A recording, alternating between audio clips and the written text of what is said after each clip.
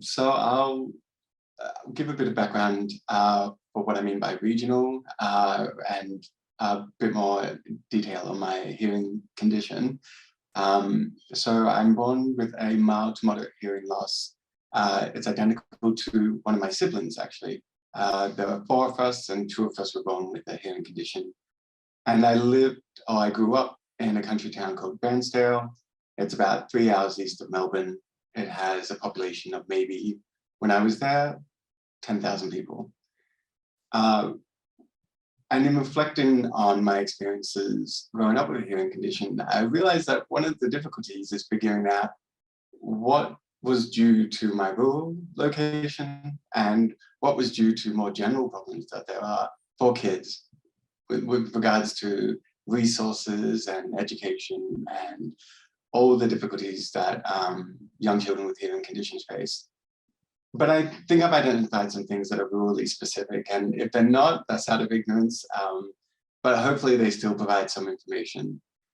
There's kind of 3 themes I'll touch on: isolation, under-resourceful, lack of resources, and then the slow movement into education and connection later on.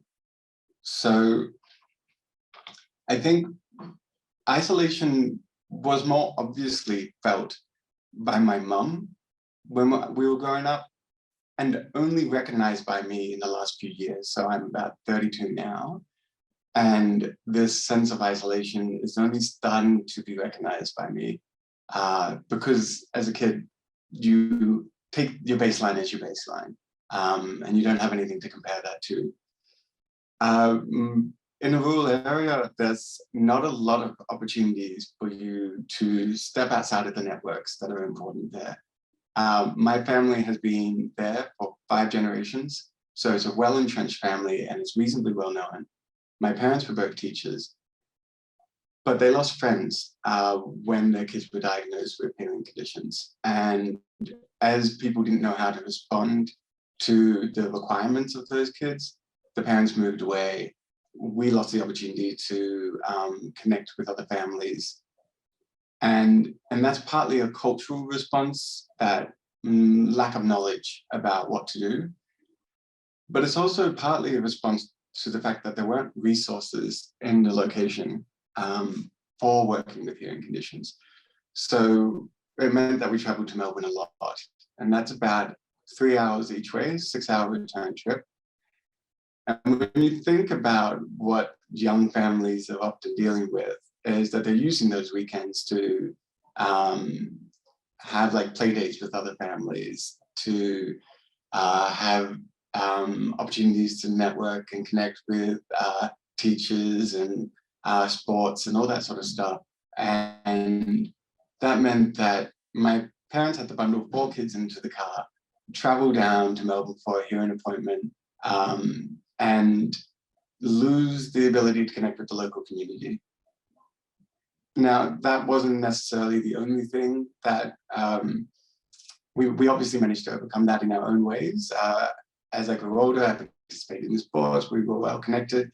I never felt lonely, but it did mean my parents felt lonely, and that has flown effects to the rest of the family as well. I recognize now that I see them as quite isolated adults, and that's a stressful situation for the rest of the family to experience as well. And my mum felt isolated. She didn't have anybody that understood what was going on for her, and that made it difficult for her to process too.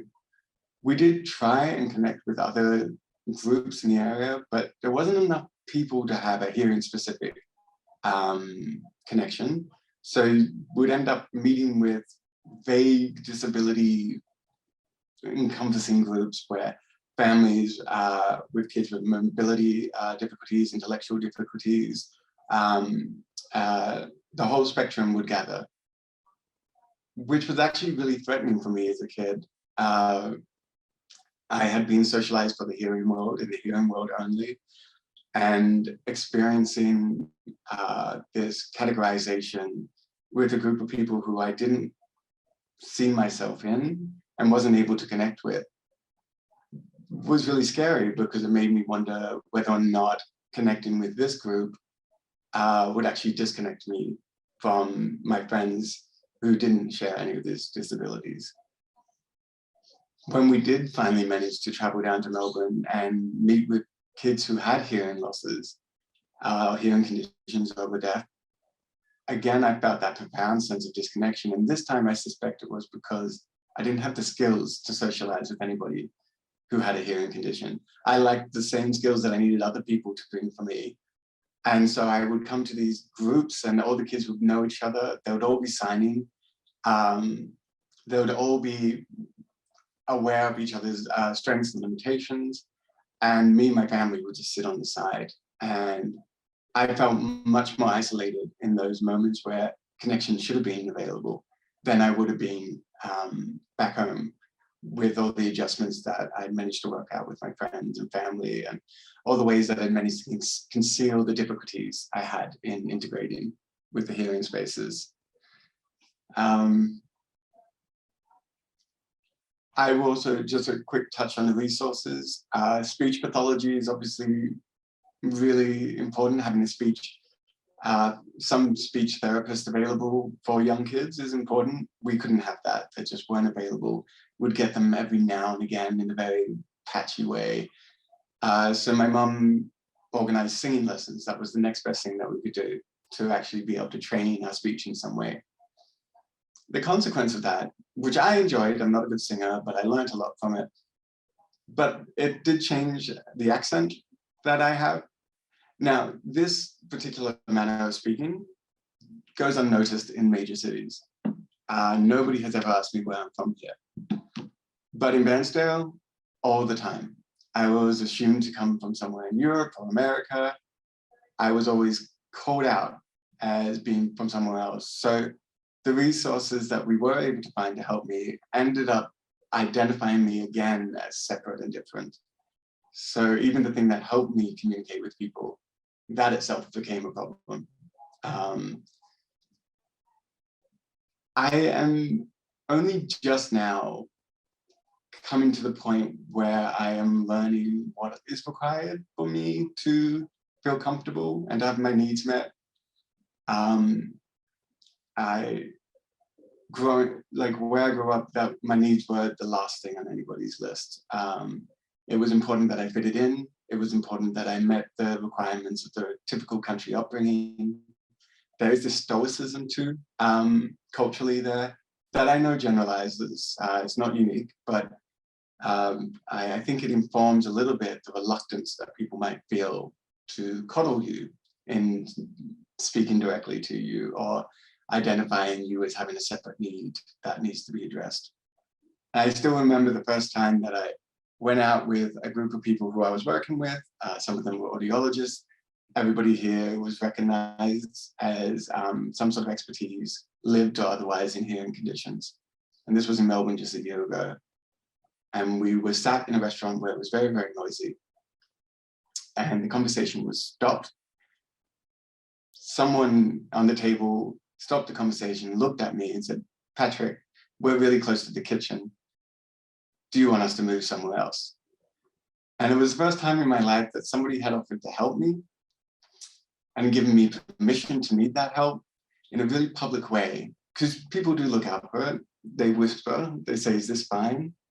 And that's more cue for you to demonstrate how good you are in managing your hearing condition and keeping it quiet. And you don't want to make a fuss.